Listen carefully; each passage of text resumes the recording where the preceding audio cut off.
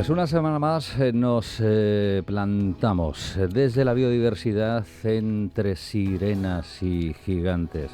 Estoy parafraseando, este título no es de este humilde locutor, que más quisiera. Estoy parafraseando al gran titular de nuestra profe biodiversa, Pilar Díaz Gerbós. Querida Pilar, muy buenos días.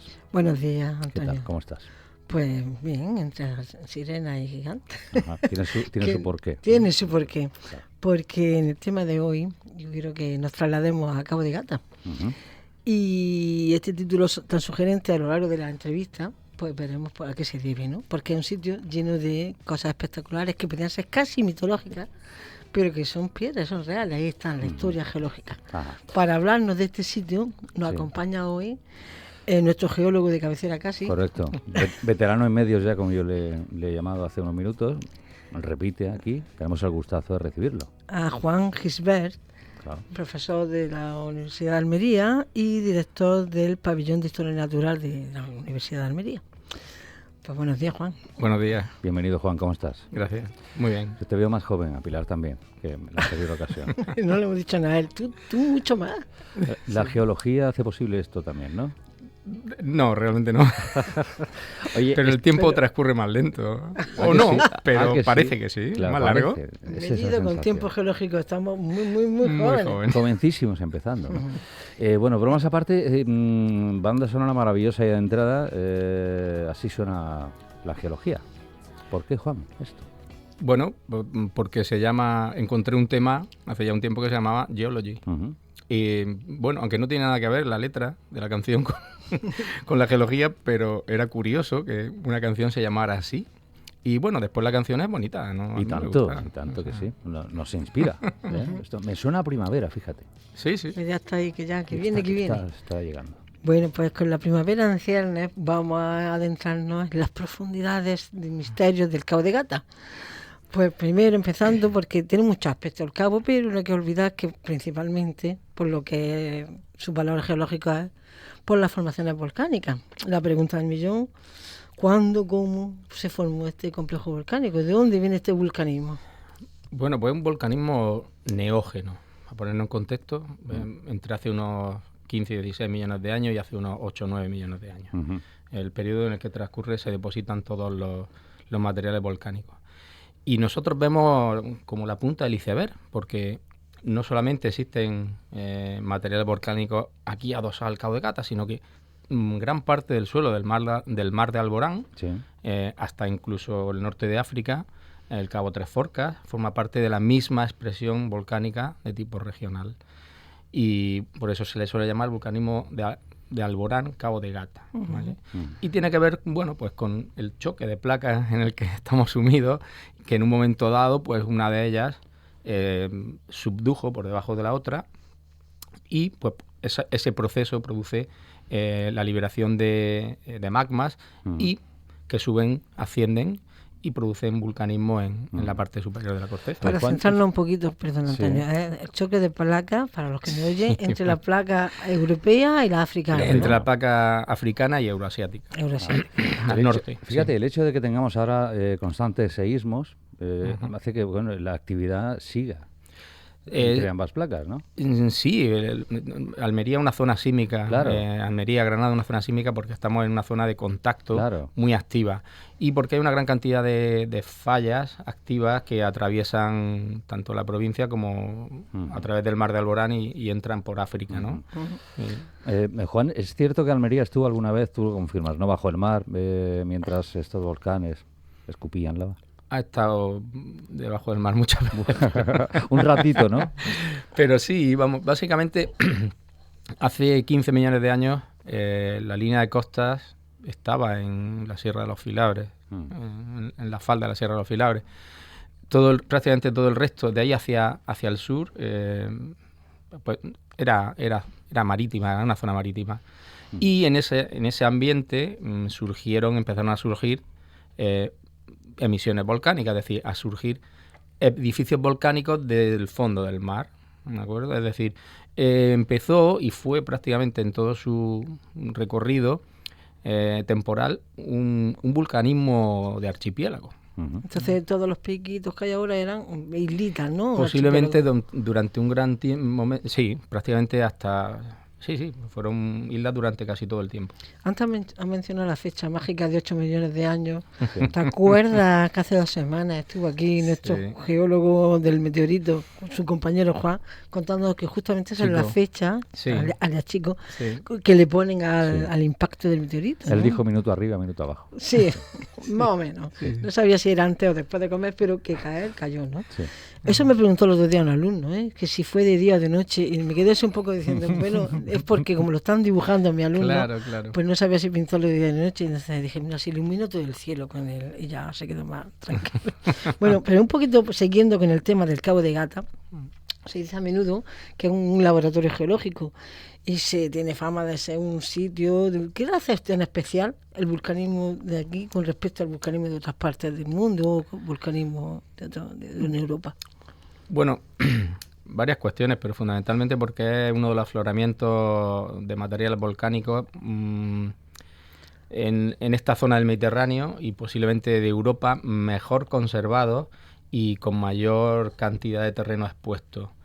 Y que recoge una gran variedad de formas volcánicas o de edificios volcánicos que corresponden a ese tipo de por decirlo, de quimismo de la lava, que es la lava dacítico-andesítica. Bueno, voy a decir algún palabrejo raro posiblemente hoy, me excusáis. Pero perdonamos. Pero puedo explicarlo también, sí. O sea que sí. Tiene algo que ver con la viscosidad del magma, ¿no? Pues cuéntanos un poquito de eso, porque la palabra, así ya no la aprendemos, la andesita, las andesitas. Efectivamente. Bueno, las lavas, una manera de clasificarlas es por la cantidad de sílice que tienen. Y las lavas que tienen un alto contenido en sílice son muy viscosas, mientras que las lavas que tienen un bajo contenido en sílice son más fluidas. Ejemplos, pues las lavas que forman, por ejemplo, las emisiones volcánicas que existen actualmente en la zona de Indonesia, que es posiblemente actualmente la zona más parecida a lo que fue el Cabo de Gata en su momento, pues son lavas de tipo viscoso, dacítico, andesítico, y forman como domos, ¿no? La lava se queda como cerca del punto de emisión, aunque pueda formar grandes domos de gran tamaño. Se solidifica como muy rápido al ser tan viscosa, ¿no? No es que se solidifique rápido, sino que tiene poca movilidad. Es como cuando yo abro un grifo y en lugar de salir agua, pues sale miel. Sí, claro. No se cae, es algo muy viscoso que se queda y no cuela, ¿no? Fluye con dificultad. Fluye con dificultad. Mientras que las lavas basálticas o lavas con baja cantidad en sílice, pues son las típicas que forman grandes coladas o grandes platós. Por ejemplo, las de Canarias. Por eso formaron grandes coladas rápidamente, en pocos días. Claro. Exactamente, que casi todas las de por ejemplo, las hawaianas, etcétera, son las típicas lavas basálticas. Y rápidamente llegan al mar, forman fajanas, tienen una capacidad de fluir más alta. Aquí era del tipo andesita, ¿no? Andesítico. Quiere decir que aquí eso produce también fenómenos volcánicos más violentos, ¿no? Porque se atascan las chimeneas volcánicas, digo yo, ¿no? Y tiene mucho que ver con el paisaje que ha quedado. Porque yo lo que quiero es, porque del Cabo de Gata podemos estar hablando largo y tendido, pero hay sitios muy singulares, especiales, que todos conocemos, y lo que quiero hoy es que aprendamos a interpretar esos sitios que nos gustan tanto, el arrecife de las Sirenas, por ejemplo. Son iconos absolutos. Son iconos absolutos en el ideario de los almerienses, ¿no? Pues vamos a aprender a interpretarlo. ¿Qué son? Por ejemplo, empecemos, el arrecife de las Sirenas, ¿no? ¿Qué son y por qué? Que es la postal del parque, ¿no? Geológicamente, ¿qué es lo que estamos viendo ahí? Bueno, pues para empezar, ni hay un arrecife ni nunca ha habido sirena ahí. Empezamos mal. En realidad, no es un arrecife desde el punto de vista biológico, ni nunca lo ha sido.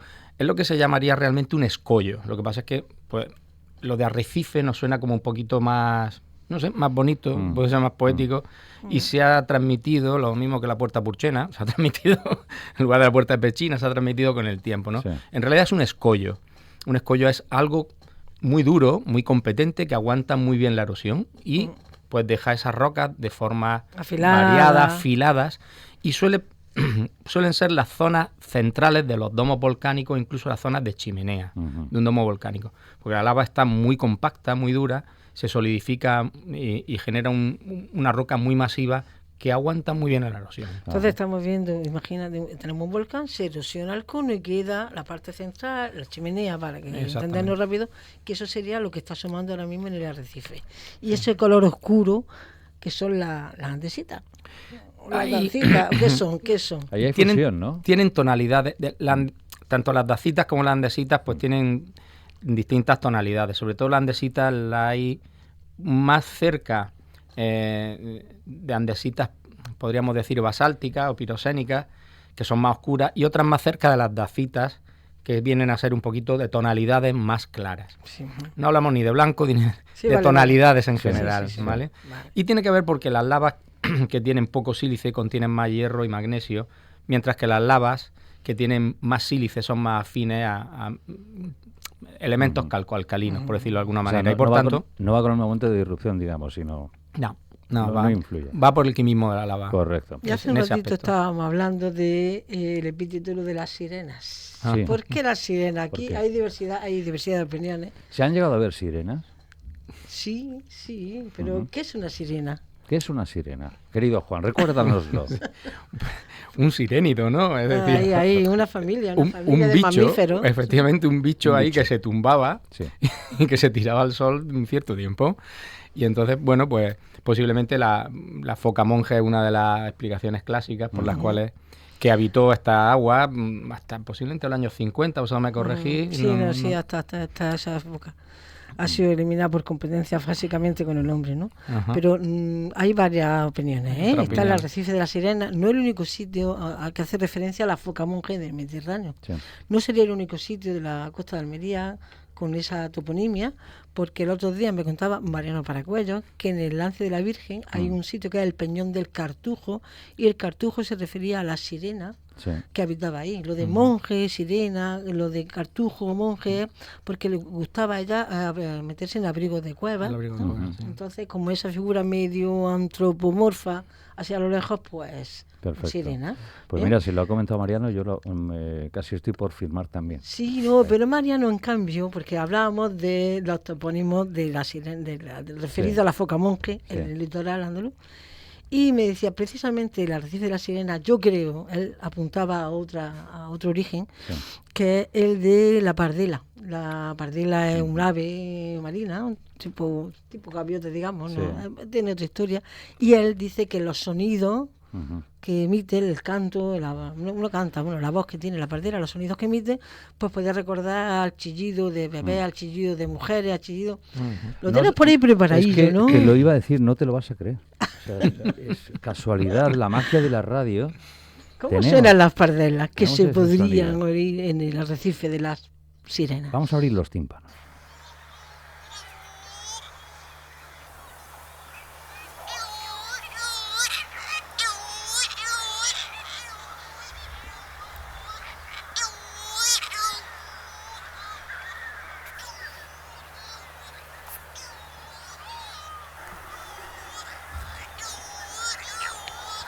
Mariano me decía que le recordaba el llanto de un bebé.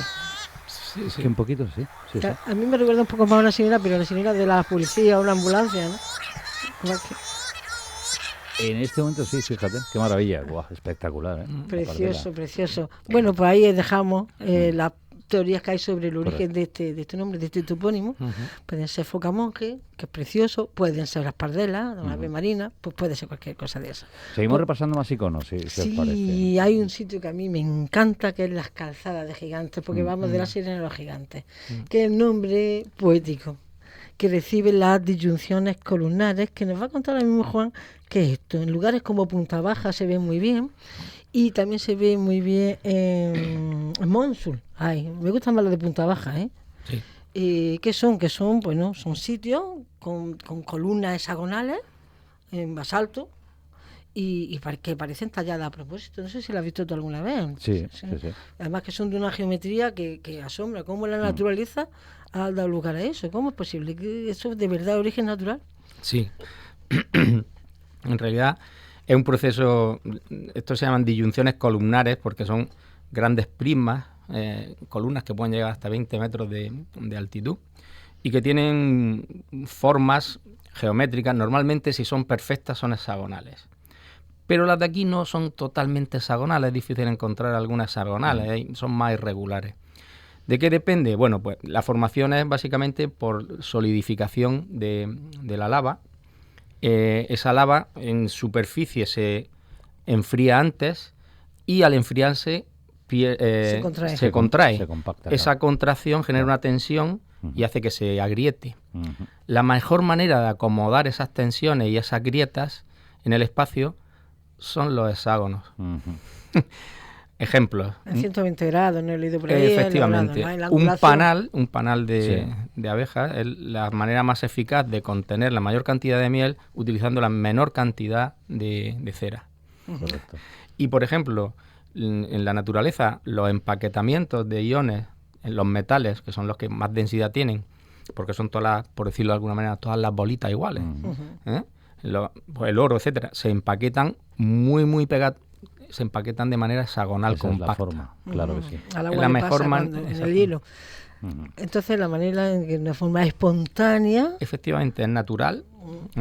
Es la manera más eficiente de acomodar la solidificación o esas tensiones que generan la contracción de la roca. Al enfriarse la lava y se agrieta formando esos maravillosos prismas que además dan lugar, sí, los de Punta Baja son preciosos porque son una parte que da a la playa y otra parte que da al acantilado marino y son preciosos. Yo recomiendo siempre, una vez que estás en el arrecife, que te adentres un poquito más y llega a Punta Baja, que creo que es el cabo geográfico Punta Baja. Efectivamente. Que no es la zona más al sur, sí. Total. Oye, la peineta de Monsul. La peineta de Monsul. Bueno, la peineta de Monsul es un resto de un domo volcánico también. En este caso es de tipo dacítico y una erupción que es submarina somera. Y lo que genera son un tipo de rocas que se llaman hialoclastitas. Joder, bueno, perdón otra vez. se rompen. Al salir la lava es una erupción submarina. Entonces al salir la lava se fractura, se solidifica muy rápido y cristaliza, formando trozos de roca muy vidriados y que se van fracturando y brechificando hacia los laterales. Bueno, claro, esa peineta exactamente es simplemente un capricho de la naturaleza, realmente, y es una parte de un domo volcánico brechificado, porque no sé si nos acercamos y vemos, son trozos muy negros de roca, rodeados de una matriz muy blanquecina, precisamente de esa roca brechificada y que contiene una gran cantidad de cenizas de la explosión volcánica. Está usando este mismo domo para abreviar un poco, que es una elevación del terreno debido al empuje de la lava que... En realidad un domo lo constituye un pegote, por decirlo de alguna manera, de lava que se queda cerca del punto de donde sale. ¿Por qué? Pues porque ya hemos dicho que le cuesta fluir. Correcto. ¿Vale? Al ser excesivamente viscosa. Y la forma de ola no es una ola, es simplemente que se ha erosionado más por un lado que por otro, ¿no? La parte de ola es la que da a la zona de costa y entonces sufre la erosión del retroceso de un cantil. Sí, porque están también en la mitología colectiva, que es una ola congelada, nada. Es que como tú dices, una forma caprichosa debido a la erosión diferencial. O sea, que ya está, tampoco es eso. Correcto. ¿No? Y vamos más allá, seguimos. Vamos a los volcanes que se ven en la lejanía. El Pico de los Frailes. Bueno. ¿Qué vemos ahí? Que es el techo del parque. Eso tiene casi 500 metros, 493 tengo por aquí apuntado. Y el resto más impresionante de los volcanes que hay aquí, los más altos, los más... Cuéntanos. Sí, es el aparato volcánico más que ha quedado mejor representado, y no siendo quizá el más moderno. Por ejemplo, el Cerro de los Lobos es de las últimas formaciones volcánicas, y también es bastante alto, pero creo que los frailes o las dos hermanas, como depende, le llaman también, son las partes más altas del cabo. Viene a ser un estratovolcán. ¿Qué es un estratovolcán? Fundamentalmente es la formación de un gran aparato volcánico formado por coladas de piroclastos, y lo explico. Piroclastos son trozos rotos de material volcánico, es decir, por lo que sale cenizas, lapilli, bombas, etcétera. Me estoy acordando de Pompeya. Exactamente. Y capas de coladas de lava. Ese interestratificado, no perfecto, es capaz de sostener un aparato volcánico bastante más grande que simplemente hecho con piroclastos o incluso simplemente hecho con un domo, simplemente de lava en sí. Una mezcla de estratos. Una mezcla de piroclastos y capas de lava interestratificado. Que da lugar a conos, por decirlo de una manera más da sencilla. Lugar a grandes aparatos volcánicos. Sí, vale. sí. Y te preguntaba, Pilar, y es así, es el resto más impresionante de los el más alto, antiguos, el más grande. el más alto, además. Es el que queda más grande, sí. Porque había muchos, supongo yo, que Sí, había una tremenda actividad volcánica, ¿no? Efectivamente. Con muchísimos puntos de emisiones y con muchos, ¿no? Efectivamente. Hacia el sur tenemos los materiales más antiguos, en líneas generales, y hacia el norte los más modernos. Y pues bueno, pues del sur al norte pues se fueron formando pues distintos puntos de la corteza donde había emisiones volcánicas en un momento, actividad volcánica en un momento de la historia geológica. Y eso es lo que se llama calderas, ¿vale? Pues ya nos vamos derecho a la caldera. Lo he sacado. Claro, vamos derecho. Es que vamos en un recorrido. Si te das cuenta, estamos un punto cerca. Bueno, no hemos saltado la vila, ahora llegaremos a ella. Vale. Hemos llegado a Rodalquilar, que se considera una gran caldera volcánica, ¿no? Cuando tú vuelcas con la carretera y ves el paisaje y ves una hondonada casi circular, donde está Rodalquilar, es una caldera de origen volcánico. Y la pregunta es, ¿y qué es una caldera? Pues justamente es una zona de la corteza donde hay una serie de fallas que dan lugar a la emisión de materiales volcánicos durante un cierto tiempo. Una gran cantidad de domos, etcétera. Y esas mismas fallas, donde se emite esos materiales, también sirven para cuando la caldera más o menos, que la cavidad magmática que tiene debajo de alguna manera más o menos se vacía, pues haga que se colapse a través de esas mismas fallas. Y entonces se produce un hundimiento. Lo curioso de Rodalquilar es que no es que haya una, sino hay dos. Hay dos calderas anidadas, que se llaman. Una exterior, que es la que se llama Rodalquilar, que es el Gran Valle, y es la mitad, hay una parte que puede estar en el mar. Sí. Y después está la caldera de la Lomilla, concéntrica, cuya, por poneros un poco geográficamente, el borde más oriental de esa calderita, más chiquitita, anidada en el interior, sería el Cerro del Cinto. Entonces, estamos hablando de sucesos catastróficos que claro. ocurren en un momento dado, ¿no? Que se derrumba. ¿Tiene algo que ver aquí el agua marina o no tiene nada que ver? Sí y no. En principio no. En principio una caldera, cuando colapsa, normalmente emite grandes explosiones, o sea, emite fenómenos volcánicos muy explosivos. Y eso produce el depósito, la emisión y el depósito de lo que se denomina ignimbritas, que es un tipo de materiales volcánicos, básicamente cenizas, piroclastos, depositados en grandes espesores, ¿no?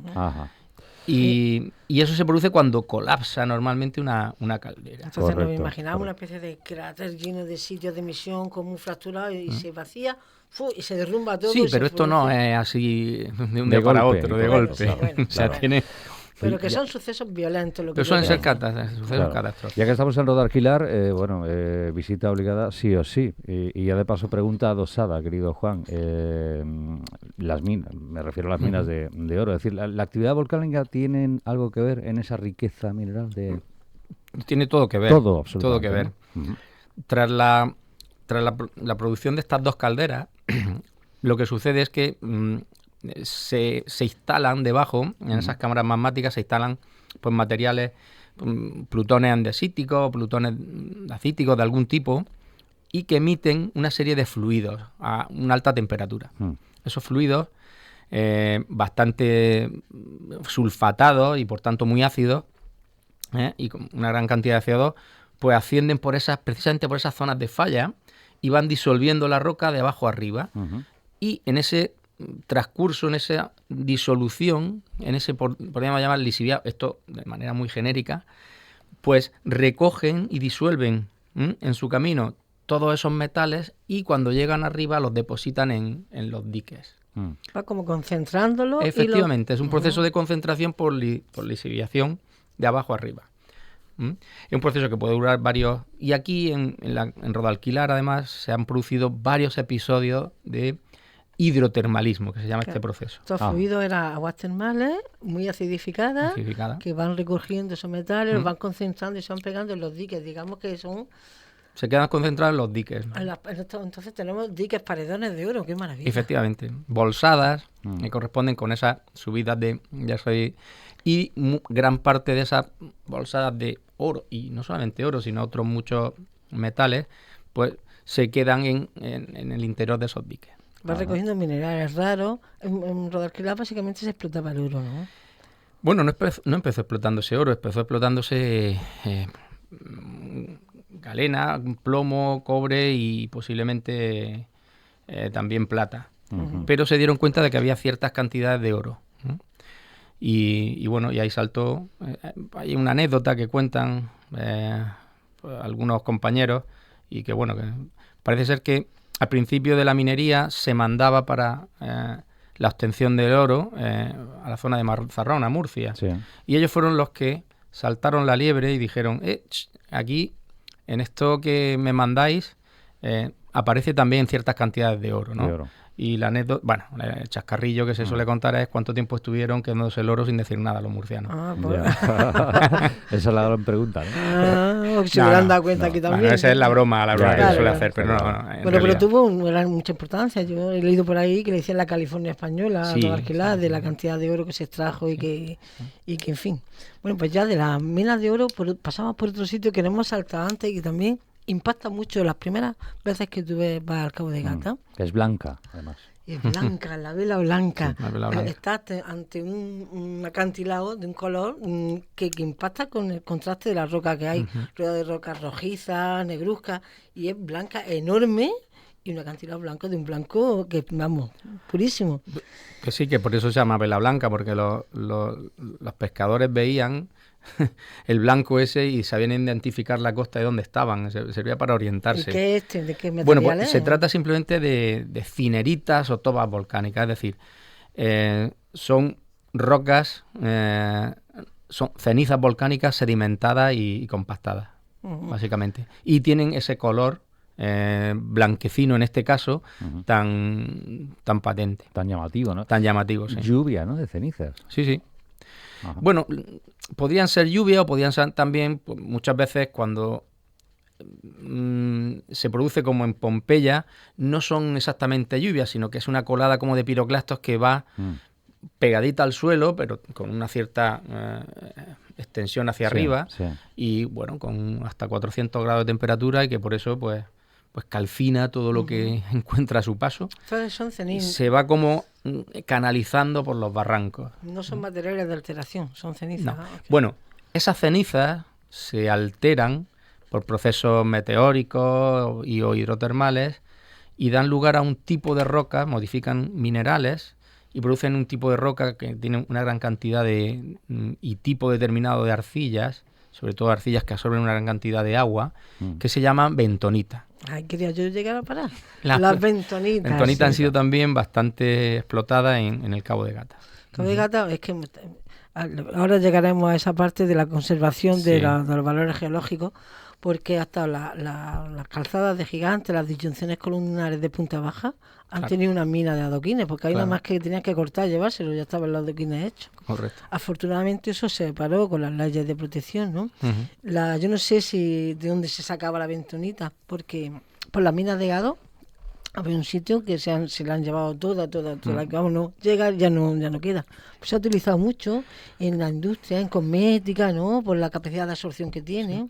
En construcción, en lodos de perforación. Hasta, mira, también yo lo sé porque un tiempo me dediqué a eso, en vinificación. Claro, en clarificación de líquidos. Eso, en clarificación, porque arrastran. O sea, aceites, vinos. Espesante en pintura, dentríficos también como abrasivos. O sea, las bentonitas son... Tiene muchísima aplicación y se utiliza muchísimo. Afortunadamente, pues ya el Cabo de Gata tiene sus normas que la protegen, ¿no? Que es donde yo quería llegar ahí. Bueno, hay otras formaciones que yo, como vamos siempre irregular de tiempo, y quiero que comentemos algo, la programación del mes de marzo, creo que a lo mejor podemos dejar para otro programa otras formaciones que no sean volcánicas, porque hemos picoteado las formaciones así más bonitas, más no se pierdan el siguiente capítulo. Y el siguiente capítulo son sobre las formaciones sedimentarias de Cabo de Gata, que también son muy curiosas. Claro que sí. Ahí sí que tenemos arrecifes de coral de verdad y dunas fósiles. Bueno. Otro programa. para rematar un poco el tema del Cabo, pues como vemos el tema de la protección del patrimonio geológico del Cabo, sobre todo la convivencia con el turismo, que es, digamos, la presión mayor que tiene el Cabo de Gata. A ver, siempre la mayor amenaza en el Cabo de Gata de los georrecursos es el turismo mal entendido, ¿no? Sí. Pero en general casi todos los georrecursos del Cabo de Gata se encuentran bastante bien señalizados. Ya sabéis que es un geoparque, pero los geoparques no tienen una obligación de conservación, sino de aprovechamiento científico, turístico, didáctico, socioeconómico, sí, a todos los niveles, sí, y promoción de esos georrecursos. Pero, sin embargo, como es también parque natural, sí el parque natural tiene obligación de conservación de esos geomonumentos, por decirlo de alguna manera, ¿no? Sí. Entonces, más o menos se encuentran bien conservados, exceptuando algunas zonas emblemáticas que todos y podemos nombrar dos, pero que hay proyectos, me consta que hay proyectos ya en los cuales se va a intentar proteger de alguna manera y poner pasarelas, etcétera. Me estoy refiriendo a la duna actual, la duna rampante de Monsul, sí, por ejemplo, sí, muy reciente y activa, con algunos problemas de cantidad y de actualmente. Sí. Y otra es otra duna que es fósil, que es la de los Escullos. Eso vamos a hablar en el siguiente episodio. El siguiente capítulo. De acuerdo. Pero sobre todo hay que recordar que estamos en un espacio protegido y que, aunque esté permitido el turismo, se fomente el turismo, hay que ser respetuoso. No te puedes llevar a tu casa ninguna muestra ni de planta, ni de animal, ni de roca, ni de mineral del parque. Está estrictamente prohibido. Está estrictamente, porque es que es un delito ya de entrada. Claro, sí. pero es que es un delito hasta moral, porque hay una cosa que se llama erosión del turismo, Claro. que ocurre, porque Claro. no es una persona, viene una persona, qué bonito, esto tan blanco, pues me lo llevo un trozo, y llena, y cuando llegan al millón de turistas, pues son 1 millón de trocitos. Quiero decir, seamos respetuosos, conservemos nuestro parque, porque tienen que venir futuras generaciones a disfrutarlo, ¿no? Sí, hay que tener en cuenta, perdona, que forman parte del patrimonio geológico y por tanto del patrimonio cultural y natural. ¿Esto qué significa? Que es no renovable, es decir, lo que se pierde no se vuelve a recuperar, es el resultado de una historia geológica larga, compleja, dilatada, que forma parte de la historia de nuestro planeta y al final de nuestra historia. Sí, sí. Si se pierde parte de la historia y no es recuperable. Correcto. Hay Por que tanto, recordar. ante la pregunta, la mayor amenaza para este patrimonio yo creo que está respondida, ¿no? Sí. Pues el la turismo educación malentendido. Claro, Sí. mucha educación ambiental y un turismo que no sea consumista, que no vaya a consumir el espacio, ¿no? Hombre, ya finalmente ya vamos a enganchar directamente un poco con la programación, porque yo quería que nos dijera un poco para ver estos sitios que hemos visto, para apreciar los valores volcánicos del Cabo, Claro. que nos hiciera más o menos un recorrido, pero es que resulta que engancha con vuestra programación Sí. del pabellón, ¿no? Conviene recordar que estamos hablando, además de con un grandísimo geólogo, con el director responsable máximo del pabellón de historia natural, ¿no?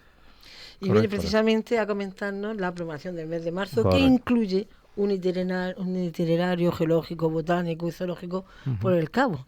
Sí. Pues si quieres le damos un repasillo. Hay una que Muy ya bien. se nos ha pasado porque Sí. fue el sábado pasado, ¿no? Sí. Que era muy interesante, que era una charla, se llamaba Patas, Alas y Aletas. La vamos a comentar porque, bueno, ya Sí. se ha hecho. Llama la atención que es una comparativa entre estas extremidades, los animales, ¿no? Sí, qué funciones tienen y cómo se comportan una y otra. Y bueno, pues la dio Miguel, que es un estudiante que tenemos ahora en práctica y que, bueno, pues es muy interesado y que pues hace muchas labores y nos está haciendo una labor estupenda y, bueno, pues se ofreció a dar esta pequeña charla comparativa entre algunas extremidades de ciertos animales. Yo recomiendo, yo a las que he ido, yo siempre encantada porque como además el edificio es tan bonito y tienen tan buen material allí, este tipo de charlas suelen ser muy ilustrativas, me gustan, yo las recomiendo. Genial. Después estoy viendo que todas las semanas siempre combinan, las actividades son sábado y domingo y siempre hay uno de los 2 días que es una visita guiada por el pabellón y el otro día siempre es una charla, un taller, una salida. Por ejemplo, este sábado, el sábado 7 tenemos la charla taller Almería bajo el mar. Ni más ni menos. Cuéntanos, ¿esta de qué va? Bueno, realmente va de malacofauna. Es decir, la exposición temporal que todavía parcialmente tenemos en el pabellón y que es de Aureliano, un coleccionista un clásico de aquí de Almería que tiene una colección magnífica, pues nos la donó cuando abrimos el pabellón y casi completa. Y esa colección contiene pues piezas tanto del Mediterráneo como de cualquier otro sitio del mundo. Uh-huh. Están perfectamente conservadas, están estupendas, y lo que nos va a hablar un poco de pues esa malacofauna, de esos moluscos que podemos encontrar en el mar almeriense. Exactamente. Preciosa charla, sábado 7 de marzo a las 12 de la mañana en el pabellón de Historia Natural. La entrada es libre. Sí. Vale, ya el domingo el domingo sería la visita guiada, y el siguiente fin de semana nos vamos directamente el sábado 14 de marzo. Ahí tenemos una salida al campo en el Parque Natural de Cabo de Gata, Níjar, que es la que yo decía. Cuéntanos esta de que por dónde vais por la zona del Cabo, ¿no? Sí, vamos a ir al volcán de las Presillas. Ajá. Es decir, vamos ¿Altas o bajas? Desde la alta. Desde las altas. Sí. Partimos de ahí y por una ramblita podemos acceder al volcán de las Presillas. Y vamos a ir haciendo un recorrido en el que vamos a ir explicando pues, de manera muy general y didáctica y divulgativa, pues tanto los aspectos geológicos como los aspectos botánicos y zoológicos que encontremos en el camino, y geomorfológicos, paisaje, interpretación del paisaje, etcétera. Para esta salida, porque tiene financiado el desplazamiento, ¿no? ¿O cómo hay que hacer? No, en principio estamos directamente, nos vemos en el aparcamiento de Presilla Alta y desde allí partimos que a las 10 de la mañana. A las 10 de la mañana. ¿Hace falta inscribirse, eh? Hace falta inscribirse, hay que escribir al pabellón. Supongo, o algo así, ¿no? El correo, para tomar nota así rápido, después lo podemos dejar en la descripción. Pero bueno, es muy fácil. PHN, que es Pabellón de Historia Natural, PHN UAL igual, todo junto, PHN igual, @ual.es. No es fácil, ¿vale? Entonces hay que inscribirse y a las 10 de la mañana en el aparcamiento de las Presillas, el sábado 14. Ojalá pudiera ir, porque tengo compromisos familiares que no me van a dejar. Como siempre, al siguiente día, el domingo, la visita por el pabellón. Ya nos vamos al siguiente fin de semana. Sábado 21 de marzo, en este caso la visita al pabellón guiada sería el sábado, supongo por cuestiones organizativas, y la charla ya sería el domingo 22 de marzo, el día en que ya ha entrado la primavera. Pero aún así la charla va a pasar a las 12 de la mañana sobre los fósiles. Tengo una pregunta que va a sorprender a Juan en torno a esta charla. ¿Qué nos cuentan? Los fósiles, digo. Pues nos cuentan un montón de cosas. Pero mira, los fósiles nos pueden hablar ya no solo de la historia, de la evolución. Sí. Hay que tener en cuenta, yo siempre lo digo, que Darwin fue un naturalista, y dentro del origen de las especies, de su libro más famoso, de los 10 o 12 capítulos que tiene, al menos 4 están dedicados estrictamente a la geología. Sin la geología, sin la paleontología, sin la evolución, el estudio de los fósiles, no hubiera podido terminar de hilar, en aquel momento al menos, su teoría sobre la evolución, ¿no? Y la selección natural. ¿Sabes tú que a Darwin lo que le pasaba es que era consciente del shock que iba a causar su teoría? Se tiró 20 años recopilando pruebas. Claro. Y si, como tú dices, las pruebas fósiles no hubiera podido dar... No lo hubiera publicado. Efectivamente. Vamos. Entonces, además de eso, nos hablan de infinidad de cosas. Del clima que había, de la calidad de la agua, del medio sedimentario en el que estaban viviendo... de infinidad de cosas nos pueden hablar de los fósiles, o sea que qué interesante. El estudio de la paleontología es muy interesante. ¿Quién da la charla? Pues en principio la iba a dar yo, pero que al final... Es que...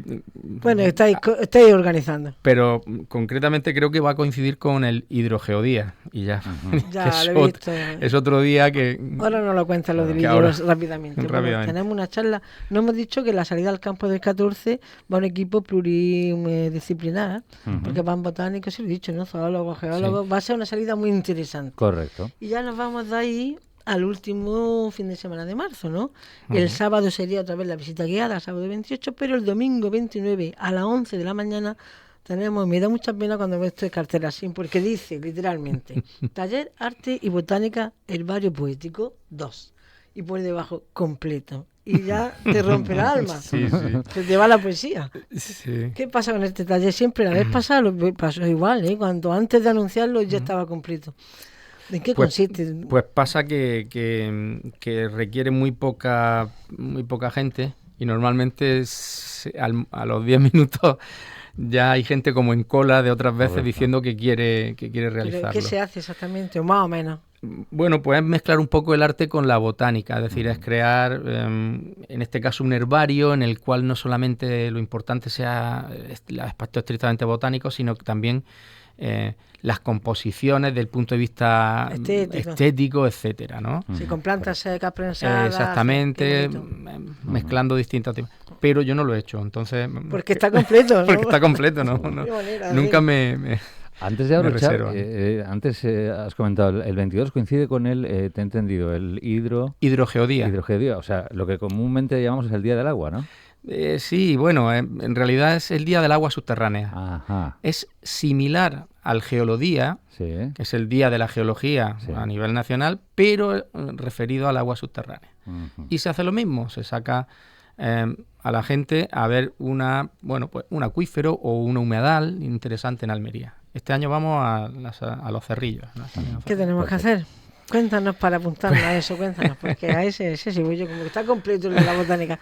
No, venga, me parece Este no está superinteresante. completo todavía. Bueno, de la misma manera, sí se puede ir en autobús hasta completar plazas desde la Villa Espesa, saldría a las 9:30 ese día, hasta el lugar donde vamos a realizar la salida, hasta el humedal, y vuelta sobre las 2 de la tarde.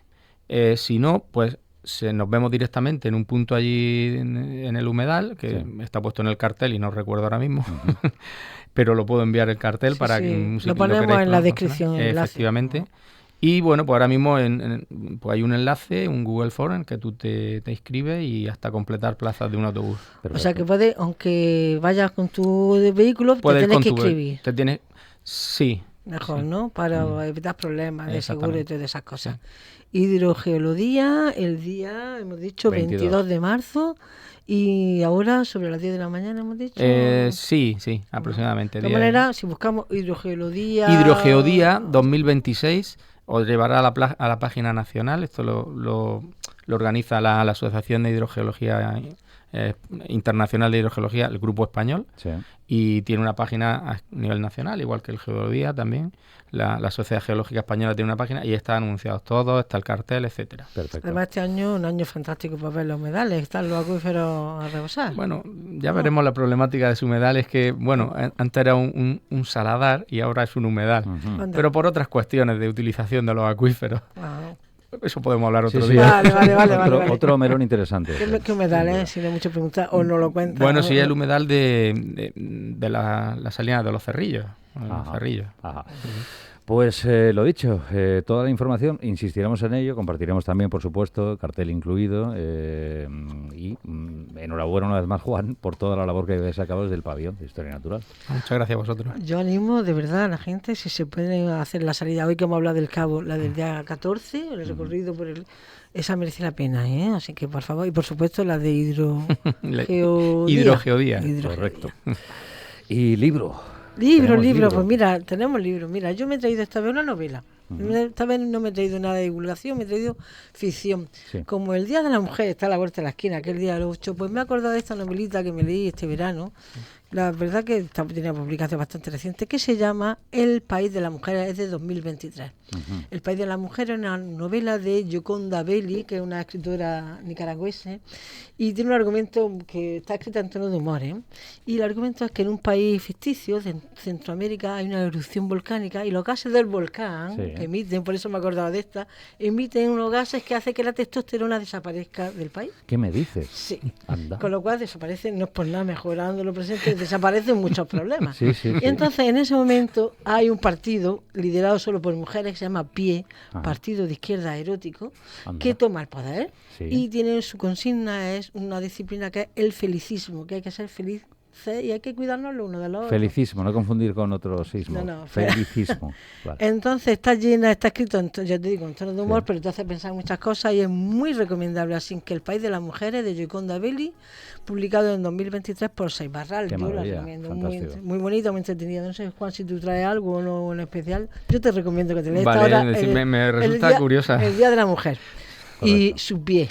El Partido de Izquierda Erótico. Maravilloso, titulazo enorme. Pues Juan, muchísimas gracias una vez más. Te esperamos para el próximo episodio. Gracias a vosotros, encantado. Y Pilar, pues igual, en 7 días más. Bueno, Claro. sí, Siguiente episodio. Sí, en 7, 15... un par de semanillas, ¿no? Volveremos Sí, a coincidir. volveremos. En Quizás esta me sintonía. traigan mujeres, muchas mujeres. Pues Ahí, en eso estoy. estaría muy bien. No por nada, porque como estamos ahora con el tema, pues... Insisto, mejorando lo presente seríamos felicísimas. Y Eso es. felicísimos. Representantes Más del todavía, pie, más sí. todavía. Un abrazo enorme. Un abrazo.